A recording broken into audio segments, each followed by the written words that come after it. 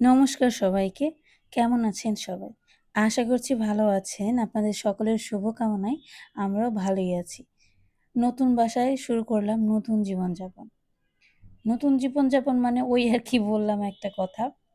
আগের বাসাতে ছিলাম ৭-৮ মাস। এখন আরেকটা নতুন বাসায় আসলাম। জানি না এখানে আবার কতদিন থাকতে পারবো। কারণ ভাড়া বাসায় যেটা হয় যে আপনার সুবিধা মতো সবকিছু পাওয়া যায় না বা আপনার মনের মতো সবকিছু পাওয়া যায় না। তাই দেখা যায় কাজের সুবিধার্থে অথবা পরিস্থিতির কারণে অনেক সময় মানুষকে ভাড়া বাসায় থাকলে এদিক-ওদিক চলাফেরা বা শিফট করতেই হয়। তো আজকে নতুন বাসার নতুন কিচেনে রান্নাবান্না শুরু করলাম।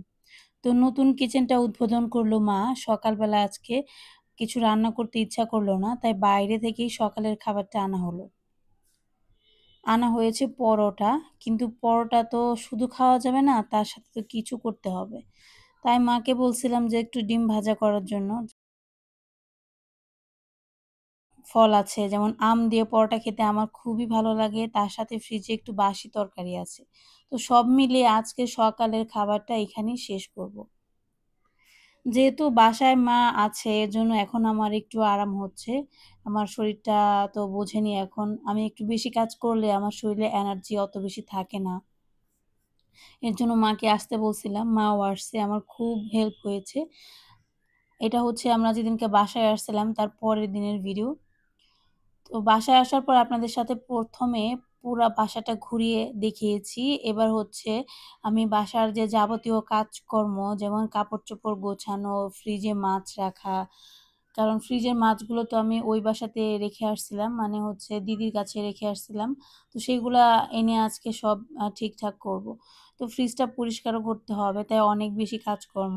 তাই রান্না-বান্নার কাজকর্ম আমি আর করব না। রান্না-বান্নার দায়িত্ব মার ঘাড়ে চাপিয়ে দিয়ে আমি হচ্ছে বাকি সমস্ত কাজকর্ম আজকে মোটামুটি করে ফেলার ট্রাই করব। এখানে সকালবেলায় পরোটা আনা হয়েছে, সাথে ডিম ভাজি আর একটু বাসি তরকারি ছিল। এর জন্য ভাবলাম যে আজকে সকালে আর রান্নাবান্না করব না। এমনিতেও অনেক বেশি কাজের চাপ হয়েছে। যার কারণে দেখা যায় যে এখন মনে হয় যে রান্নাবান্না কোনো রকমে একটু খেয়ে পরে চালিয়ে নিলেই হবে।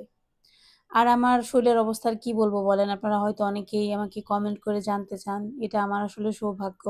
আশেপাশে থাকা মানুষও অনেক সময় জিজ্ঞাসা করেন আমি কেমন আছি, আমার শরীর কেমন আছে। আর আপনারা ভিডিও দেখে আমাকে এত ভালোবাসেন যে প্রত্যেকটা ভিডিওতে কেউ না কেউ আমাকে এই প্রশ্নটা করে যে, "তোমার শরীর এখন কেমন আছে?" এই যে তোমার শরীর এখন কেমন আছে? এই প্রশ্নটা কিন্তু সবাই করে না। যার প্রতি আপনার ভালোবাসা থাকবে, টান থাকবে, যার চিন্তা আপনার মাথায় থাকবে তাকেই আপনি এই কথাটা জিজ্ঞাসা করবেন। সত্যি আমার ভিডিওর যে দিদিরা আমার ভিডিও দেখে, তারা যে পরিমাণ ভালোবাসা দেয় সেটা হয়তো রক্ত সম্পর্কের মানুষের কাছ থেকেও সবসময় পাওয়া যায় না। এর জন্যই বলে যে পৃথিবীতে যদি সব মানুষ এক সমান হতো তাহলে আসলে বাস করা অনেক কঠিন হয়ে যেত। ক্যামেরার ওই পারে থাকা মানুষগুলোও ক্যামেরার ছবি দেখে, ভিডিও দেখে তাদেরকে এত ভালোবাসা দেয়, এত পছন্দ করে সেটা আসলে পাওয়াটা অনেক ভাগ্যের ব্যাপার। কারণ সবাই এটা পেতে পারে না। তার জন্য নিজেকে কি বলবো বলেন? নিজেকে যতটাই ধন্য মনে করি কম মনে হবে। কারণ হচ্ছে যে সবাই ভালোবাসা পাওয়ার সবার ভাগ্যে জোটে না সত্যি কথা বলতে। যাই হোক আপনাদেরকে ধন্যবাদ দেওয়ার মতো ভাষা বা ক্ষমতা তো আমার নেই। তবে যদি কখনো সামনাসামনি দেখা পড়ে বা আপনাদেরকে দেখার সুযোগ হয় তাহলে অবশ্যই বলব যদি আপনারা যারা ইন্ডিয়াতে আছেন, কখনো বাংলাদেশে বেড়াতে আসেন, অবশ্যই আমাদের সাথে কনট্যাক্ট করবেন। আমরা একদিন হলেও আপনাদেরকে একটু দেখতে চাই বা কাছে পেতে চাই। ওই দিদিদের কথা আর কি বলব বলেন? তাদের কথা যতই বলি ততই বলে শেষ করা যাবে না। আমার কয়েকটা দিদি আছে সবসময় আমাকে আমার ভিডিওতে এসে সাপোর্ট দেয়, আমাকে আমার শরীরের কথা জিজ্ঞাসা করে। আমার সব ধরনের প্রবলেমের কথা তারা জিজ্ঞাসা করে এবং আমার মোটামুটি সব ধরনের প্রবলেম তারা জানে। কারণ আমরা হচ্ছে এখন ফ্যামিলির মতো হয়ে গেছি। যেহেতু আমি আমার সবকিছুই আপনাদের সাথে শেয়ার করি। এজন্য আপনারা আমার মোটামুটি জীবনে কি ঘটছে না ঘটছে, আমি কি করছি না করছি সবকিছুই আপনারা মোটামুটি জানেন। এবং সেটা দেখে অনেকের কাছে খারাপ লাগে, তারা খারাপ মন্তব্য করে। অনেকের কাছে আমাকে ভালো লাগে আমার শরীর সম্পর্কে তারা চিন্তা করে।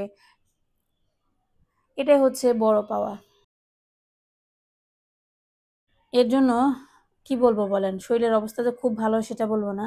অনেক বেশি ক্লান্ত হয়ে গেছি, অনেক বেশি চাপ যাচ্ছে। আর আমি আসলে এখন আগের মতো এনার্জি পাই না। একটা কাজ করলে আরেকটা কাজ করতে পারি না। এই যে আমি ভিডিও মেকিং করি সেটা কিন্তু অনেক কঠিন। হয়তো আপনারা অনেকেই বলবেন, "এত সহজ কাজ করে আবার ক্লান্ত হয়।" কাজটা কিন্তু দেখতে যতটা সহজ হয়, করতে কিন্তু ততটা সহজ না। ভিডিও করার পর সেটা ভয়েস ওভার দিয়ে রেডি করার জন্য অনেকটা টাইম দিতে হয়। এবং ভয়েস ওভার দিতে গেলে দেখা যায় ১০-১৫ মিনিট সময় আমাকে সেখানে টাইম দিতে হয়।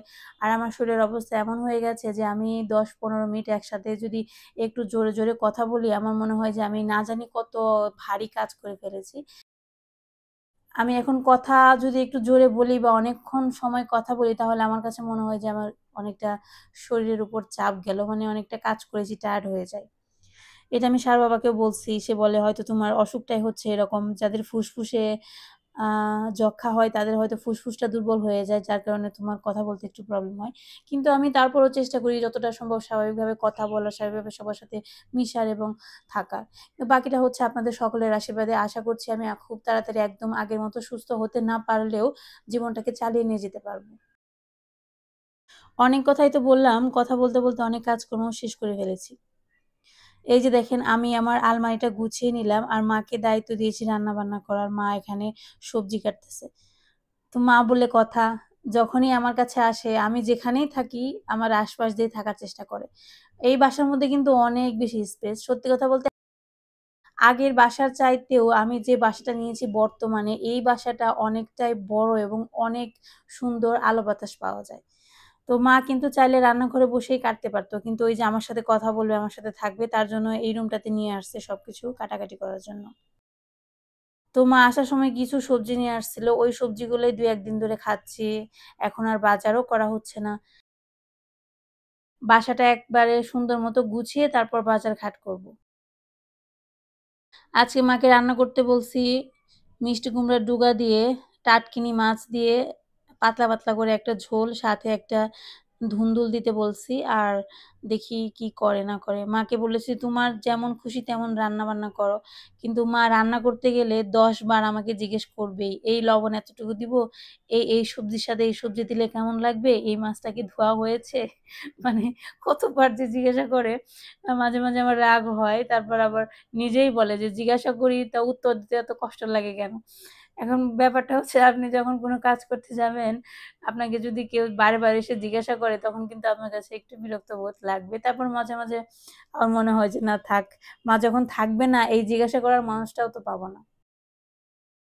তো মা যেহেতু আছে রান্না-বান্নার মোটামুটি চিন্তাভাবনা এখন আমার মাথায় আর থাকে না। মা যা রান্না করে তাই খাই এবং সত্যি কথা বলতে গেলে কিছুদিন পর যে মা আমার বাসায় এসে থাকে না, অনেকদিন পর মার হাতের রান্না খাই, ভীষণ ভালো লাগে।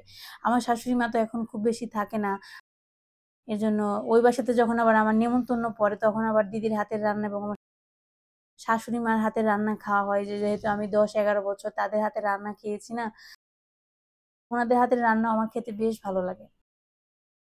তারপর আবার মা যখন এই বাসাতে আসে বেড়াতে তখন মাকে দিয়েই রান্না করায়। যেহেতু এমনিতেও এখন আমি খুব বেশি যেতে পারি না বাবার বাড়ি। আগে তো অনেক বেশি থাকতাম যেহেতু একসাথে থাকতাম, অনেক সময় পেতাম। এখন তো দেখা যায় আমি যদি বাপের বাড়ি থাকতে চাই তাহলে এই বাসার অবস্থা খুবই খারাপ হয়ে যায়। এর জন্য যাওয়া হয় না। তারপরে মাঝে যাই আরকি। তখন খাওয়া হয়। আবার যখন মা এখানে আসে তখন মাকে দিয়েই রান্না করায়। আর আসলে কি বলেন তো মায়েদের হাতের রান্নার একটা অন্যরকম স্বাদ থাকে। আপনি যত ভালো করে যত আধুনিক পদ্ধতিতেই রান্না করেন না কেন, এই যে শাশুড়ি মা বলেন বা নিজের মা বলেন, তাদের হাতের রান্নার একটা অন্যরকম স্বাদ থাকে। মা যে রান্না করে না, যেমনই রান্না করুক, আমার কাছে খেতে ভীষণ ভালো লাগে এবং সারা বাবা পছন্দ করে। সে বলে, "তোমার চেয়ে তোমার মার হাতের রান্নাই ভালো হয়।" অথচ সে কিন্তু আধুনিক কোনো মসলা ব্যবহার করে না, ওইভাবে অন্যরকমভাবে কোনো টিপস অবলম্বন করেও রান্না করে না। তারপরেও তাদের হাতের একটা অন্যরকম স্বাদ থাকে। যেমন আমার শাশুড়ি মার হাতের রান্না অনেক বেশি ভালো। আমি আগেও খেয়েছি, এখনো যখন সুযোগ পাই খাই, আমার খুব ভালো লাগে। তো এখানে মা রান্না করেছে দেখেন, এই যে মাছের ঝোল, সবুজ লাগছে ডাঁটাটা। এটা হচ্ছে কলমি শাক ভাজি করছে। আর এইমাত্র আমার বর মহাশয় বাজার থেকে কিছু টুকটাক বাজার করে নিয়ে আসলো। এখন তো দেখা যায় প্রতিদিনই কিছু না কিছু বাজার করতেই হয়। তো কি আর করার বলেন? নতুন সংসার আবার শুরু করেছি। পুরাতন সংসার ভেঙে আবার নতুন সংসার তৈরি করতেছি। তো দেখা যায় অনেক কিছু নতুন, নতুন করে বাজার করতে হয়। এখানে কিছু আম নিয়ে আসছে, সাথে রসুন শেষ হয়ে গিয়েছিল, রসুন নিয়ে আসছে। তো মেক্সিমাম বাজারগুলাই আমি ওই বাসা থাকতেই করে রেখেছি যাতে এই বাসাতে আসার পর বাজারের খুব বেশি ঝামেলা না থাকে। কিন্তু তারপরও মনে হচ্ছে যে আমাকেও একদিন বাজারে যেতে হবে। আমি বাজারে খুবই কম যাই, একদম যাই না বললেই চলে। হঠাৎ করে মনে হলো যে এই বাসা থেকে বাজারটা অনেক বেশি কাছে। তাই ভাবলাম যে একদিন আমি যাবো বাবাকে নিয়ে।